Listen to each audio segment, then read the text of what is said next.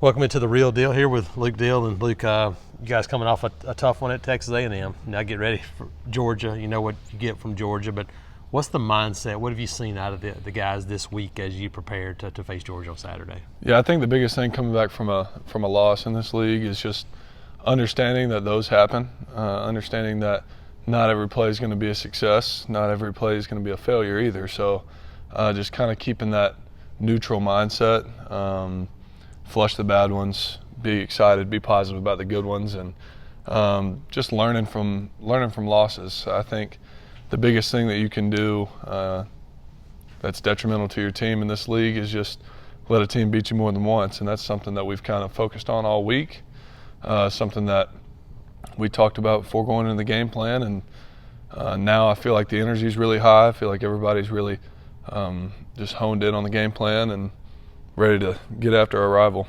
How much of that, because when you're in high school, you're not used to losing games. Most of the guys, Right. you're on teams that don't lose a whole lot, and you don't want to get used to losing, and you don't want to accept losing. But how much is that a key for young guys to learn to use it in a positive way and not just dwell on, well, season's over with, we lost a game? Yeah, I think, man, guys, they get so into all the media and all the college game day, this team's undefeated, this team's ranked this team. You can't do that in this league, man. It's such a tough league. It's been like that since as long as I've been watching football. It's been you're going to lose a game in this league and still have a chance to win it all, just because of how tough this league is and how many top opponents you're going to face each and every week. So I think it's something that young guys don't understand, but it's kind of our job as older guys who've been here for a while, coaches included, and just to let them know, like, man, a loss sucks. It's not fun, and I handle those losses pretty rough the first 24 hours after. So, but just flushing it after that, and like you said, learning from it, that's the biggest thing. When you guys went back as an offense and watched Texas A&M, the opportunities that were there, misplays, penalties, those kind of things, you look at that one and go, those are the things that we've been talking about. Is that exactly what your mindset is? Because, I mean, there were opportunities there on Saturday. Ran the ball really well with the running backs to go, hey, look, we got to clean up those things if we want to have a chance. Yeah, anytime when you see a team run the ball as well as we did, you usually see it affect the scoreboard. Sadly, it did not, because, like you said, penalties, sacks, just open guys, not communicating and not being on the same page with everything. That stuff just kills drives, and it kills your opportunity to score points. So, yeah, I think we've got some really good things, especially in the running game, that we can build on. And I think that was good for our team to see too. Like, we didn't just go out there and just have nothing go our way. I mean, we had some things that happened, and then whenever a break comes our way, we're supposed to score. We're supposed to capitalize on those opportunities, which we did not. So that's something that we've focused on this week, just building on the run game, refining the pass game, getting everybody connected and on the same page, so we can finish once we get past the 50-yard line. You've been in here and you've seen some similar issues in the past where struggles throwing the football in the pass game. How vital is it to be able to throw the ball?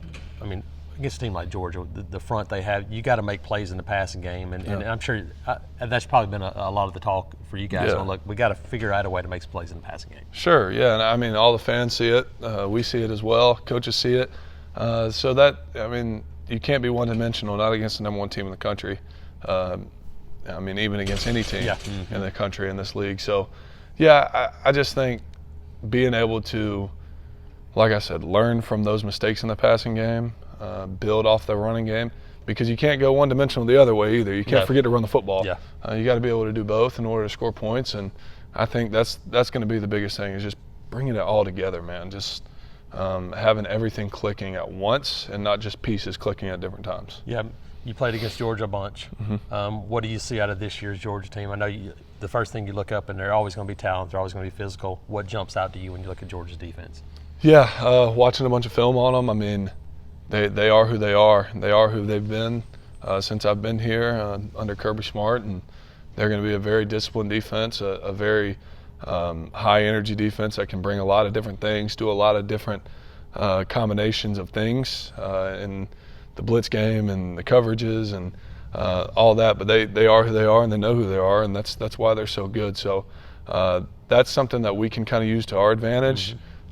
Guys like me, we've seen this defense multiple times. We played against these guys, and like you said, there's always going to be talent on the other side. So I'm excited. I really am. I'm excited to put this game plan into action for people to go out and, man, it's a home game. You always got a chance in a home game. So I know we're excited and just ready to give it our all, because offensively that's been a big thing for us, because that defense is playing really hard for us. And you can tell that they've got a lot of passion going on, so we want to just add that to the game too. Yeah, how much would a play or two early mean for the offense when you start talking about facing Georgia, trying to get, just from a confidence standpoint, how important is it to have a couple of those plays early to kind of go, okay, that's what it's supposed to be like? Yeah, when there's confidence in Jordan Hare, there's nothing better. So yeah, getting the fans all into it, getting our offense, making sure everybody's up, ready to go. A couple of huge plays in the beginning of the game, that's definitely going to be key to that, especially in the pass game.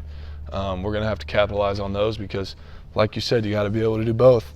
So doing that early in the game, that's going to be a key to our success. Yeah, you talked about some energy. Coach Freeze talked about it. You talked about it.